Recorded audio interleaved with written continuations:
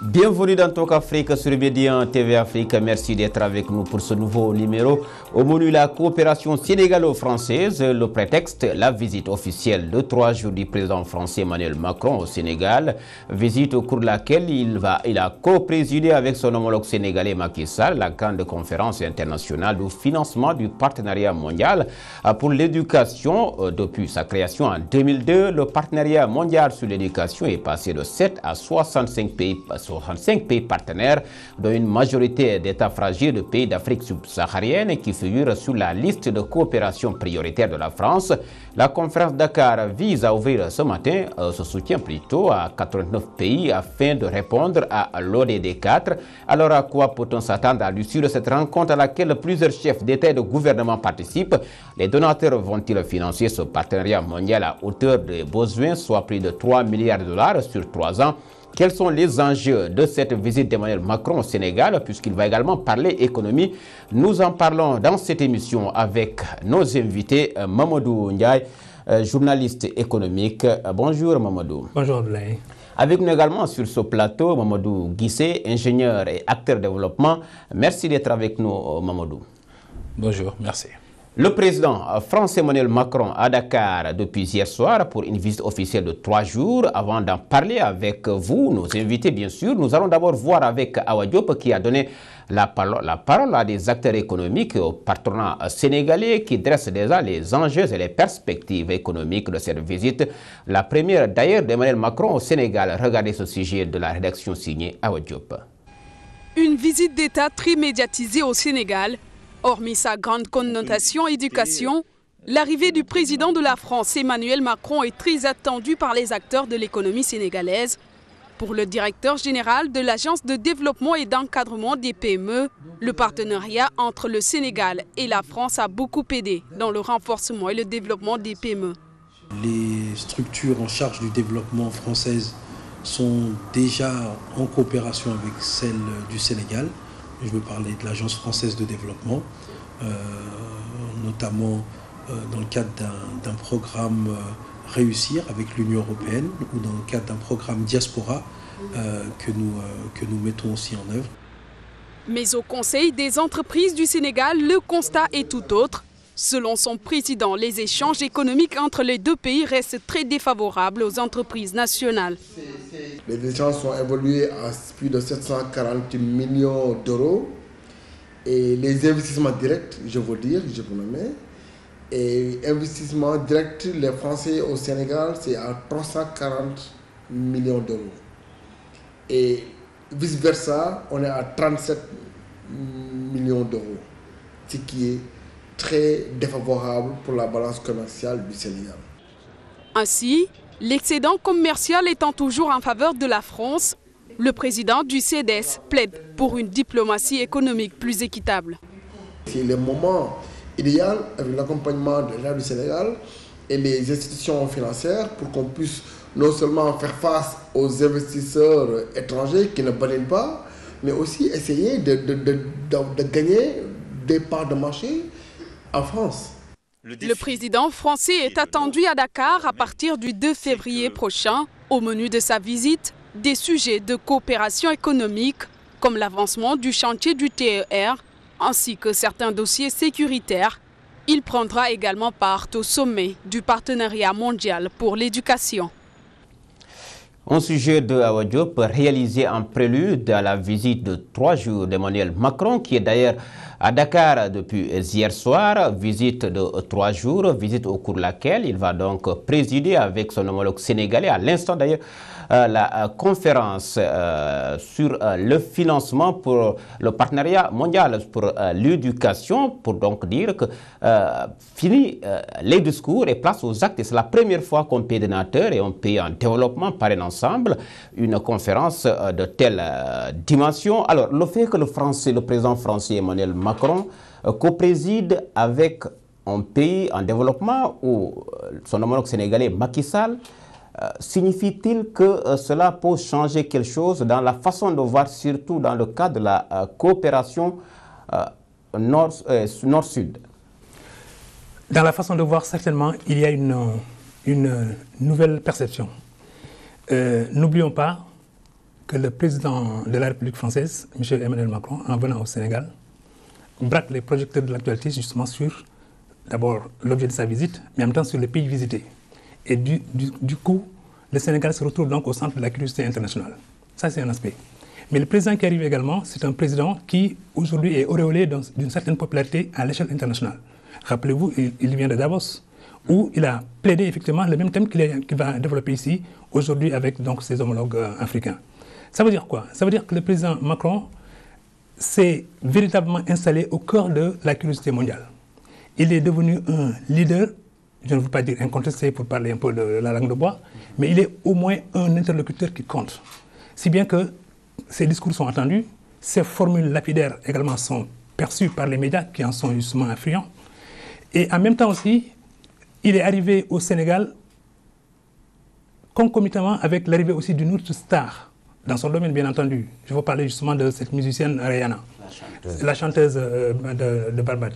Donc ces deux personnalités qui arrivent dans un pays en même temps et pour un séjour assez court donnent une certaine perception justement du Sénégal à l'extérieur. Mais regardez les thèmes qui vont être développés par le président Macron, en tout cas tout au long de son séjour. C'est des questions écologiques, notamment à Saint-Louis, c'est des questions de sécurité. On comprend pourquoi d'ailleurs, parce que bon, la France encourage le G5 à se constituer pour essayer justement d'être le premier rempart face au terrorisme rampant. Et le troisième sujet, qui est non moins le plus important sans doute des autres, c'est sur la question de l'éducation. Et de ce point de vue, le président Macron est invariable. Pour lui, il faut inverser l'ordre des facteurs pour permettre donc à plus de jeunes, et notamment à des jeunes filles, d'aller à l'école, ne serait-ce que pour faire repousser justement certaines problématiques qui aujourd'hui entenaillent le continent africain et donc les pays africains. Et lui pense, et je pense que le président Macky Sall également, qui est l'autre justement du président français, épouse les mêmes termes, épouse les mêmes thèmes, et pense effectivement aussi qu'envoyer plus d'enfants, notamment des jeunes filles, à l'école, c'est permettre à la jeunesse d'être épanouie du point de vue justement du savoir, et peut-être avec le savoir viendrait le pouvoir, et avec le pouvoir viendrait l'avoir. L'éducation, parlons-en. Présentement, le président français Emmanuel Macron, parmi les donateurs, a contribué à hauteur de 200 millions d'euros. Le Sénégal a dégagé une enveloppe ou a annoncé une enveloppe de 2 milliards de dollars. Aujourd'hui, à quoi doit-on s'attendre à l'issue de cette rencontre à laquelle plusieurs chefs d'État et de gouvernement prennent part? Oui, la problématique de l'éducation au Sénégal et en Afrique en général concerne l'Europe et le reste du monde, tout simplement parce que dans leur guerre effrénée contre l'immigration ou la migration clandestine, ils doivent trouver des moyens de relever le niveau ou bien la capacité des pays africains ou bien les pays d'origine de cette migration à absorber leur jeunesse. Donc ils ont intérêt eux-mêmes à investir dans la jeunesse africaine, donc par conséquent dans son éducation. Donc s'ils s'engagent à cette hauteur, c'est aussi pour leur bien, pour leur protection, que pour l'Afrique. Le président Macky Sall, de l'autre côté, est en train de se positionner comme étant un champion de l'éducation. Après avoir poussé un agenda pendant un certain temps en tant que champion de l'énergie renouvelable avec un mix énergétique, il actuellement, avec cette année 2018 qu'il a dénommée l'année sociale, donc veut pousser un agenda pour vraiment relever le niveau du budget de l'éducation à près de 40% du PIB du Sénégal, c'est dans les 10 pays où c'est le plus élevé en termes de pourcentage en Afrique. Donc, en voulant être champion de l'éducation, il a intérêt, lui aussi, à vraiment montrer, à mettre la main à la poche et puis investir et puis faire un impact dans le sens de booster l'éducation au Sénégal. Donc, disons que le constat, ou bien l'environnement social étant très animé en ce moment, il faudra vraiment faire un push sur le plan communication, sur le plan explication, au-delà de la visite du président français, de vraiment insister sur le sérieux auquel il met l'éducation au Sénégal. Alors, cette rencontre ou cette conférence à laquelle participe également, comme vous l'avez dit tantôt, la chanteuse ambassadrice de l'éducation Rihanna, donc vise à lever 3,1 milliards de fonds pour assurer le financement de l'éducation mondiale. Aujourd'hui, cette somme ou cette manne financière va-t-elle suffire pour donc la mise en œuvre du système éducatif de façon globale? Ça ne suffirait pas, mais quand même c'est un début encourageant. Je pense que impliquer cette jeune dame dans ce projet, c'est très important. Mais en même temps aussi, c'est un signal qu'on envoie à la jeunesse pour montrer effectivement que c'est là qui se mobilise justement pour cette cause, veut toucher des jeunes Africains qui, au lieu peut-être de renoncer à l'école pour faire l'aventure, devraient pouvoir peut-être aujourd'hui prendre une conscience beaucoup plus tôt sur, par exemple, disons, la prise en main de leur propre destin. Mais la question de l'éducation, quand elle revient sur la table justement des chefs d'État, notamment le président Macky Sall et le président français, à mon avis, c'est un pied de nez même à la Banque mondiale et au Fonds monétaire international. Rappelez-vous que dans les années 80, ces deux institutions de Bretton Woods avaient préconisé que l'éducation est un lourd fardeau pour les États. Donc, du point de vue de la dépense publique, il faut renoncer justement à investir dans l'éducation. Vous vous rendez compte? En 80, si aujourd'hui on a les sans-papiers dans certains pays européens, si on a aujourd'hui les jeunes qui prennent la mer, si on a peut-être les vendeurs à la sauvette dans les rues de Dakar, c'est la conséquence tragique justement du renoncement de certains États à financer le développement de l'éducation dans leur propre pays. Et du coup, on a effectivement toutes les rues de Dakar et toutes les rues des grandes capitales africaines qui sont envahies justement par ces jeunes qui n'ont pas été à l'école.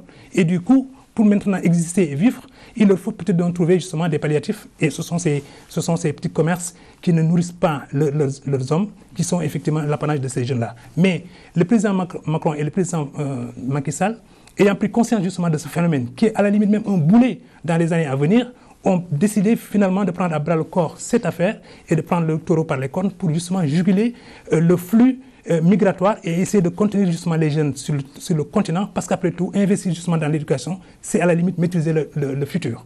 Et du coup, en maîtrisant le futur, comme l'a dit mon homonyme, Mamadou, c'est pour les pays européens, d'abord, d'endiguer le flux migratoire de gens qui, en arrivant là-bas, ne savent rien faire et constituent également un boulet social. Mais au moins, quand même, quand l'éducation arrive, je pense que les portes sont ouvertes. Et le président Macron a dit, et je termine par là, le président Macron a dit que quand les universitaires deviennent de plus en plus nombreux, moi, j'ouvre les vannes en donnant peut-être des visas de long séjour qui permettraient justement des allées et venues. Et de ce point de vue, Macky Sall et le président Macron vont inaugurer bientôt un campus universitaire, comment on appelle ça, technologique à Diamniadio, qui permettrait justement à des sachants français de venir enseigner à Dakar pour justement permettre aux jeunes de rester sur place et de bénéficier justement de la formation pointue. Pour rebondir sur cette question, un campus universitaire technologique, qu'ils vont amorcer la dynamique de partenariat qu'ils vont amorcer à l'occasion de cette visite de 3 jours. Ça veut dire qu'au cours de cette visite officielle, ils vont également parler économie, environnement. Aujourd'hui, les enjeux économiques de cette visite, pour la première fois comme président français, Macron plutôt, atterrisse au Sénégal, les enjeux économiques de cette visite.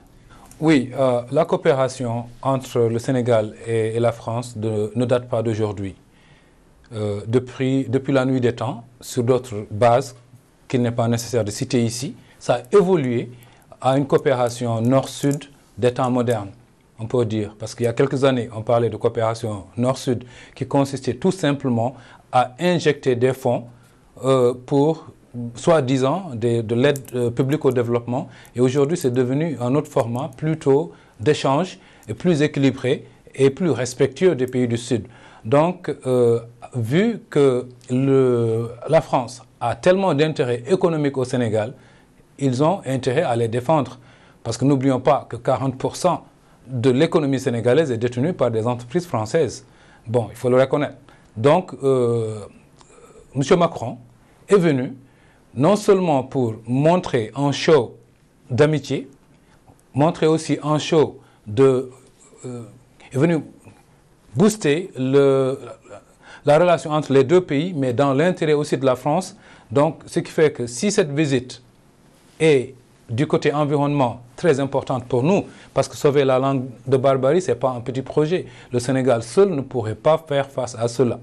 Bon, je parlais tout à l'heure dans la délégation de Macron à l'un de ses ministres, il parlait du problème de la baie de Han, quand ils étaient à Han pour inaugurer le nouveau CM.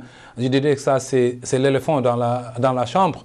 On ne peut pas faire face à ça. Donc, s'ils s'engagent à nous aider sur le plan environnemental, c'est aussi pour s'aider eux-mêmes, parce que la problématique de l'environnement crée la précarité qui pousse encore les jeunes à prendre la mer. Donc, tout revient à se protéger en allant sur le terrain de combat à la source, au lieu d'attendre en France et construire des murs comme le prétend aux États-Unis Donald Trump. Eux, ils préfèrent venir s'approcher, s'approprier du problème et s'investir économiquement en même temps et protéger. Donc, en créant la prospérité localement, automatiquement, ils diminuent leur charge en matière de migration. Donc, ça tourne autour toujours de même si je ne t'aime pas, ton développement m'arrange. En quelque sorte, en ces termes. Alors, Mamadou, c'est vrai qu'on a vu depuis Macron, depuis qu'il a accédé à la tête de la République française, il est en train d'effectuer une tournée notamment en Afrique, au moment où certains pays émergents, comme la Turquie, l'Inde, la Chine, continuent de redynamiser leur partenariat avec le continent. Aujourd'hui, est-ce à dire que cette visite d'Emmanuel Macron s'inscrit dans une dynamique de donner une empreinte au leadership de la France sur le continent? Parfaitement, c'est la lecture qu'il faut avoir aujourd'hui de cela. D'abord, les Français eux-mêmes avaient été un peu lassés justement de la répétition des élections avec des leaderships justement qui étaient tous moulés disons, du même moule. Mais l'arrivée de Macron interrompt effectivement cette chaîne disons, générationnelle. Il est jeune d'abord. Ensuite, il a un nouveau regard sur le monde. Et puis également, il a des ambitions pour la France. Mais en même temps aussi, il a des ambitions pour lui-même. D'abord, il veut être un champion européen. Quand vous regardez la crise italienne, quand vous regardez la crise en Allemagne, où Merkel n'arrive pas encore justement à organiser un gouvernement stable, quand vous regardez l'Angleterre qui sort justement de l'Union européenne, eh bien, il ne reste que la France qui, pour être un pays assez stable, et l'arrivée de Macron maintenant fixe les grands repères pour ce pays, et ensuite, maintenant, il pose les jalons progressivement. Il a compris tout de suite que sur la scène internationale, il faut être présent. La France est une championne justement de la diplomatie, mais il faut maintenant, selon la lecture justement qu'en fait l'Élysée, avoir maintenant une dynamique de progression sur le plan économique. Qu'est-ce qui se passe au Sénégal? Avant l'arrivée de Macron, un certain nombre de grandes multinationales commençaient à quitter le Sénégal. Parce que pour eux, il n'y avait plus de perspective. Je parle notamment du grand pétrolier qui est Total, qui à un moment donné a cédé justement ses parts effectivement pour justement voir du côté justement de l'Afrique australe, comment aller là-bas pour booster ses ventes. Mais une petite compagnie pétrolière, ayant découvert justement qu'il y a du pétrole, des hydrocarbures au Sénégal en quantité incommensurable, a commencé maintenant à aiguiser les curiosités des uns et des autres, et soudain, Total revient. Parce que Total, d'abord, c'est un champion, c'est une puissance. Et de ce point de vue, la seule chose qui peut intéresser aujourd'hui la France, c'est de se réinvestir sur un plateau qu'il avait déjà acquis. Il a dit qu'il y avait effectivement une part très prépondérante justement de l'économie sénégalaise qui revenait aux multinationales françaises. Mais maintenant, sur les hydrocarbures, c'est très important pour le Sénégal, qui est un pays qui va l'être bien sûr sous peu, un pays producteur. Comment maintenant la concession se fait? Et ensuite, comment le Sénégal peut obtenir justement des cessions d'actions dans le processus d'exploitation justement de son pétrole? Mais en même temps aussi, quelle est la part qui devrait revenir au Sénégal dans les bénéfices annuels que procurerait justement l'exploitation de ce pétrole? Tout ceci devrait être mis sur la table pour permettre donc au Sénégal de voir grand, d'avoir des ambitions, mais également de rentabiliser justement disons, les hydrocarbures découverts au large, et en même temps aussi donner au Sénégal comment on appelle ça, une lumière, disons, de prééminence pour ne pas répéter les fautes commises justement par les pays pétroliers africains dans un passé récent. Quand on voit que la pénurie du pétrole, ou bien la pénurie de l'essence au Nigeria, ou bien au Gabon, ou bien peut-être au Congo-Brazzaville, et même en RDC, c'est aberrant que des pays comme ça ne planifient pas justement les richesses pour pouvoir faire bénéficier le plus grand nombre, et en même temps aussi lutter contre justement les inégalités sociales et la pauvreté, de façon à ce qu'il y ait beaucoup plus d'actifs qui produisent et qui permettent au pays en fait d'avoir justement des revenus assez substantiels. Mamadou, Macron, qui opère une rupture avec ses prédécesseurs en France concernant sa politique étrangère aujourd'hui, qu'est-ce que le Sénégal doit tirer comme profit de cette visite d'Emmanuel Macron au Sénégal? Je crois que le Sénégal a tout à tirer de cette visite.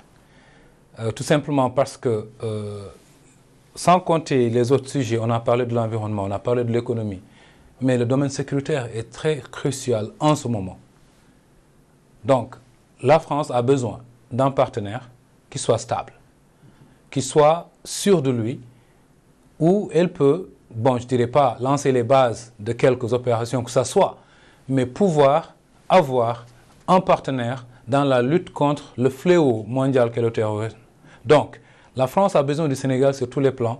Donc, le gouvernement sénégalais ou le Sénégal doit savoir tirer son profit de cette coopération. Mais donc, comment il doit tirer profit? C'est ça la question à laquelle tout le monde... Bon, les pays africains ont un problème qui est récurrent. Même si les aides au développement sont débloqués par les grandes institutions, il y a un taux de décaissement très bas. Donc si le Sénégal arrive à mettre en place des projets innovants, et je crois qu'on est en train de le faire, franchement, et qu'on augmente notre taux de décaissement de ces fonds et de cette dette, disons, qui ne doit pas être là à nous peser en matière d'intérêt sans pour autant être utilisé efficiemment. Et je crois que la France est un partenaire adéquat. Maintenant, le Sénégal est dans une logique de se positionner mondialement aussi. Donc, on est ouvert. C'est pourquoi la Turquie est là. Diversifier ses offres de coopération. Absolument. Et on le voit déjà avec le secteur des hydrocarbures, où on n'a pas voulu laisser le monopole ni aux Américains, ni aux Australiens, ni aux Écossais, ni aux Français. Donc, même aux Russes, ils sont permis. C'est pour tout simplement se positionner dans une situation où on tire l'épingle du jeu. Et je crois que le Sénégal est en bonne voie. La France, si elle ne veut pas perdre ses intérêts au Sénégal, a intérêt à mieux s'investir, à mieux écouter et à mieux être proche et à mieux participer au développement du Sénégal. Vous regardez tout très rapidement parce que nous sommes arrivés au terme. Je voulais juste tenter une réponse pour compléter donc, mon interlocuteur. En fait, sur la question justement du comment, il me semble que le mécanisme que le président, il a été bien inspiré, le président Macky Sall, c'est de ne pas donner en vrac l'ensemble de l'exploitation justement des gisements à un seul opérateur. En diversifiant justement les partenariats, c'est pour permettre au moins qu'il y ait une lecture plus diversifiée des richesses que nous avons. Mais derrière chaque opérateur aussi, ce que le président devrait faire, et je crois qu'il est sur la bonne voie, c'est d'y mettre également des jeunes fortunes sénégalaises qui se permettraient un peu d'avoir une lecture, une culture de la façon dont il faut exploiter justement ces richesses. Et que ce soit en amont ou en aval pétrolier, il faudrait à chaque étape ou à chaque, les techniciens appellent ça un allottement, à chaque étape donc du cycle de production justement des hydrocarbures, qu'il y ait au moins la présence d'Africains à défaut d'être des Sénégalais. Parce que les Africains, ça veut dire quoi? C'est-à-dire que quand les Africains y sont, ils apprennent à travailler ensemble, ils apprennent à souffrir ensemble, ils apprennent à découvrir justement, disons, les niches cachées, des pièges que leur tendraient sans doute les grandes sœurs, comme on dit, les multinationales du pétrole. Et du coup, ça crée un esprit fusionnel entre ces générations d'Africains qui travaillent ensemble justement sur des plateformes ou sur des plateaux, disons, d'exploration pétrolière, et même sur les autres aspects, que ce soit, votre élément tout à l'heure, le président justement du CDS expliquait qu'il faut que aussi les Sénégalais exportent vers la France, mais pourvu justement qu'on réponde effectivement à la demande française, à la demande des consommateurs français. Parce que, rappelez-vous, à un moment donné, notre arachide n'avait pas bonne cote dans l'Union européenne. Il nous a fallu combattre l'aflatoxine. Parce que simplement, c'était une découverte et du coup, tout le monde voulait renoncer justement à l'arachide. Mais il a fallu donc tout un trésor d'imagination pour que les ingénieurs sénégalais arrivent à produire en amont de l'arachide de bonne qualité pour se voir ouvrir à nouveau les marchés européens. Donc, on devrait le faire aussi pour l'ensemble des autres systèmes de production, de façon à ce que peut-être l'intelligence collective sénégalaise puisse être en harmonie avec peut-être l'attente des populations et du coup, ça rejaillirait justement sur l'image du Sénégal, sur la notoriété du Sénégal, mais également sur peut-être le leadership que voudrait incarner dans un futur proche le Sénégal. Alors, Mamadou Guissé, une dernière question avant de clore cette émission, cette forme de partenariat entre le Sénégal et la France, notamment dans le domaine environnemental. Le président français qui doit donc visiter ce samedi la langue de Barbarie à Saint-Louis, une visite qui intervient dans un contexte assez tendu entre les deux pays, le Sénégal et la Mauritanie. Aujourd'hui, la langue de Barbarie, vous attendez à quoi avec cette visite de Macron dans cette partie nord du Sénégal? Bon, une petite mention justement aux relations entre le Sénégal et la Mauritanie. Ayant grandi en Mauritanie, toute ma scolarité, et donc étant ici, j'appelle à un calme, j'appelle à une coopération parce qu'il n'est pas possible de vivre sans l'un sans l'autre. Donc les événements de 89 sont là pour nous rappeler la tragédie que ça a été. Il n'est pas question de basculer dans ce sens. Donc c'était entre parenthèses. La langue de Barbarie, donc c'est, bon, pour d'aucuns, c'est l'une des conséquences les plus graves du réchauffement climatique. Et donc si cette partie, vu la montée des eaux et le manque de protection des populations, l'enjeu économique est énorme, c'est-à-dire l'eau de boisson sera manquante dans une zone qui est très humide, Saint-Louis. L'agriculture va mourir, les pêches vont disparaître, d'où l'incident, de la raison de l'incident. Et vous attendez à quoi avec cette je m'attends à ce qu'il y ait une protection, des digues de protection qui vont ralentir ou stopper la progression de la mer et puis créer un cadre de développement, que ce soit des poissons qui vont revenir, et aussi une sécurité pour les populations riveraines, afin qu'elles puissent continuer à évoluer et ne pas créer un flux migratoire au-delà de ces frontières. Et ça, c'est un problème social énorme. C'est la fin de cette émission Talk Afrique qui avait le plaisir de recevoir pour ce numéro Mamadou Guissé, journaliste économique. Merci Mamadou. Avec nous également Mamadou Ndiaye, j'allais dire, avec nous également Mamadou Guissé, notre Mamadou, ingénieur et acteur de développement. Merci messieurs d'être avec nous. Grand merci aux équipes techniques et rédactionnelles. Vous pouvez retrouver cette émission sur le site internet de Medion TV Afrique. Le rendez-vous est pris pour le prochain numéro.